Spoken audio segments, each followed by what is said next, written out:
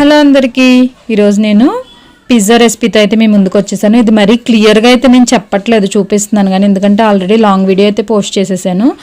జనరల్గా మైదాతో చేసుకుంటారు కదా, నేను ఇంట్లో ఉండే ఇంగ్రీడియంట్స్తోనే చక్కగా మీకు ఈజీగా అయితే ఈ రెసిపీని అయితే షేర్ చేశాను.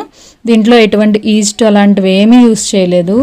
బేకింగ్ సోడా, బేకింగ్ పౌడర్ అలాంటి వాటితోటే నేనైతే చేశాను అన్నమాట. చాలా టేస్టీగా వచ్చింది. మైదా అన్ని సమయాల్లో హెల్దీ కాదు కదా, ఎప్పుడో ఒక్కసారి అంటే పర్వాలేదు.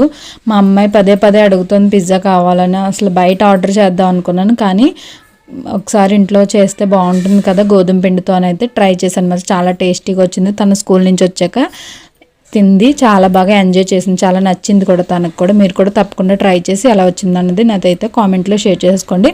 వీడియో నచ్చితే కనుక లైక్ చేసి షేర్ చేసి తప్పకుండా అయితే సబ్స్క్రైబ్ చేయండి. ఇలాంటి వీడియోస్ కోసం నా ఛానల్ని అయితే సపోర్ట్ చేయండి. మీ ఫ్రెండ్స్ అండ్ రిలేటివ్స్కి షేర్ చేయండి.